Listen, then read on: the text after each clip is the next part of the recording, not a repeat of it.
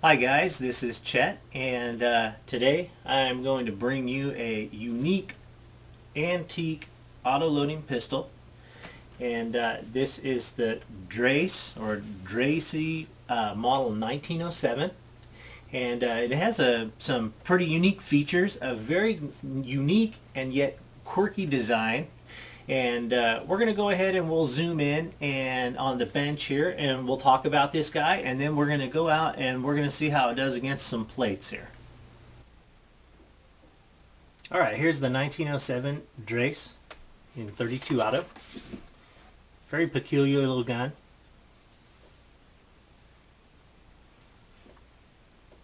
Mag release at the back. Little 6-round. Little 6-shooter kind of design, turn of the century.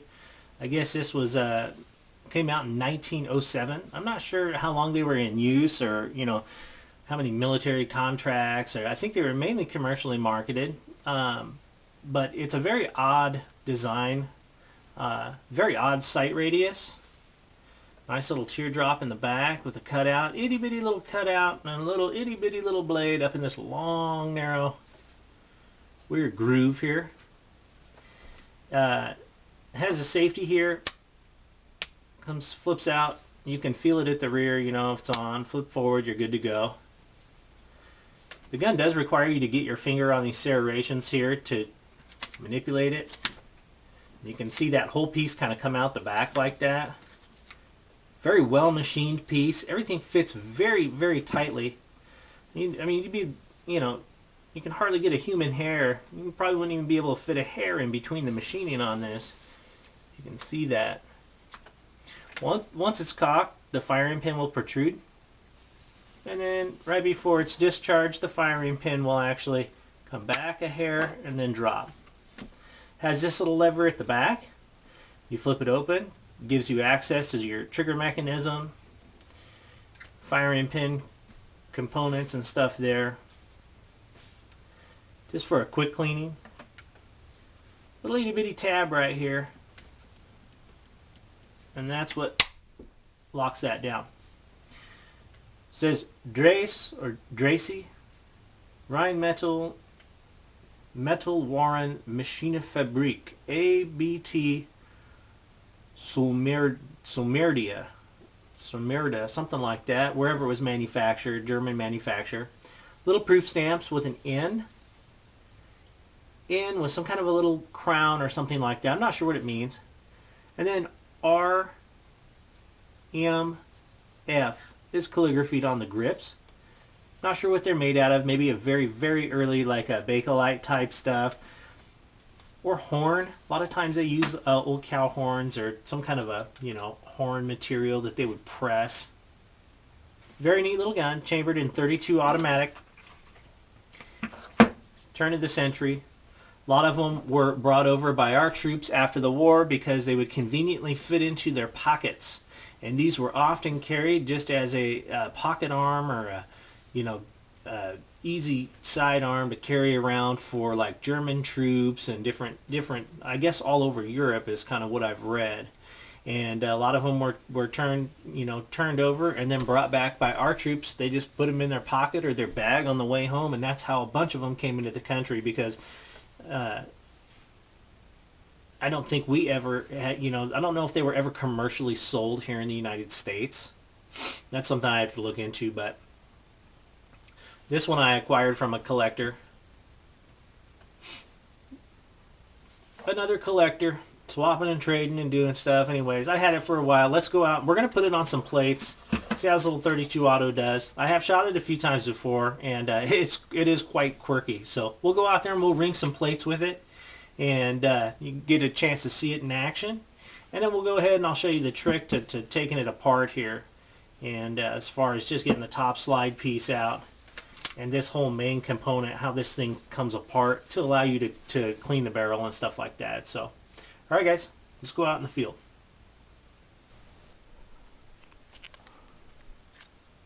Actually holds 7 rounds, you guys. My bad. I'll annotate that in the beginning there. 6 witness hole, but it'll hold 1 more. Alright. Let's see if we can hit this plate out here at about 10 yards or so. Once again, you got to have your hands up here, you know, on the business end of the gun, which is a little unnerving. But we'll see if I can hit anything. This thing's quite snappy. There you go.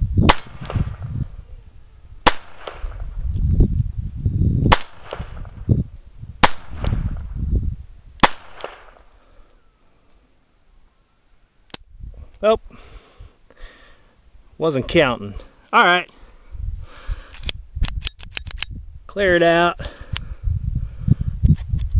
Kind of a neat. See that big old long extractor. There we go. Safety it. Little mag release there.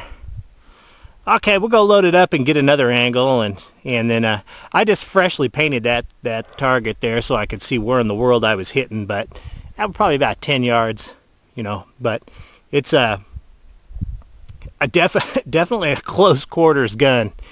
This one's got a fair bore in it, so we'll load it up and do it again.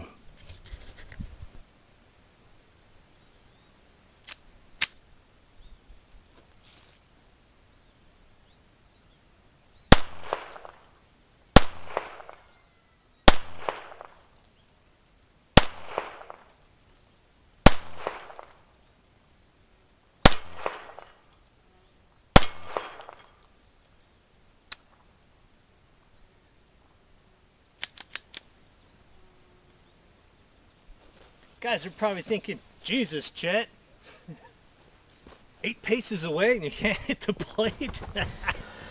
Alright guys, I am going to try to show you quickly how to remove this top slide piece where you can clean the bore on this guy.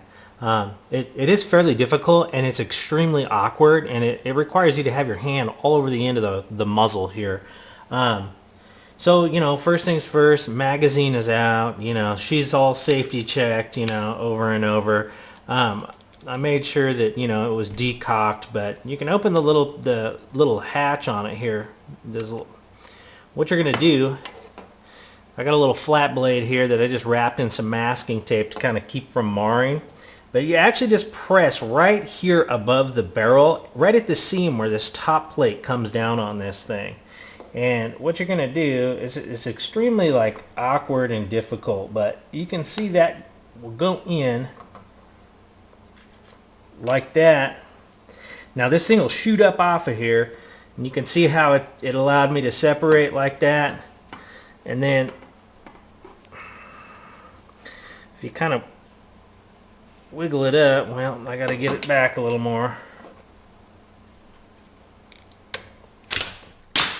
And there it goes across the room if you don't hold it. Anyhow, I'll show you. Probably not the best takedown there, but this is the piece that you're pressing on, and you're pressing on this itty bitty little lip right here, and you can see this lug. And this thing will kind of come up. You're going to rock that back. You see how it comes out? Comes up, and then you can get it up and out of here. You can see your whole extractor just comes off super easy, sets in a little keyhole there like that. Anyways, that's where all your firing pin and everything is housed. This is the lug right here that this is sitting in, like that. So that's what you're working with as far as this slide piece goes. See, that's what the end of that barrel normally looks like.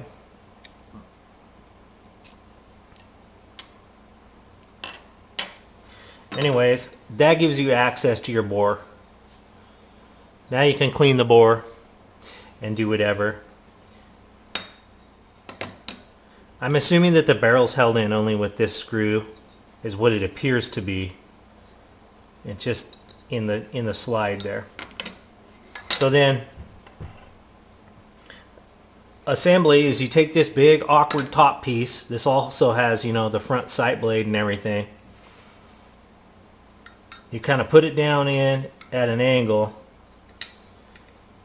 So I can get it to go in there. Kind of comes back. And then it's going to lay in position. If I can get it.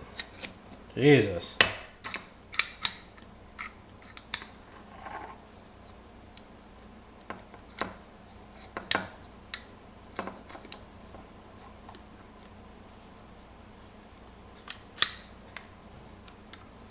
Oh, maybe it's got to be all the way back. Okay. I want to edit all this out so you guys can see, you know, just the real deal. Not like the Armament Pro here on these 100-year-old guns. But you can see, this is going to come up, how that kind of duck bills like that. And that's where that recess for that lug is, you know, way up in there. You're going to slide your spring over your barrel. Okay, and try to do this without like bumping the camera or whatever. But I mean, it can be incredibly difficult. You're gonna put it up in there. Okay, I like to keep my finger on it and take my flat blade and push it in. Okay, and then when you pull your blade out and it's pushed in, it reset in there. You'll see that it snaps back into place. Then you can close it, and then you can check it for function.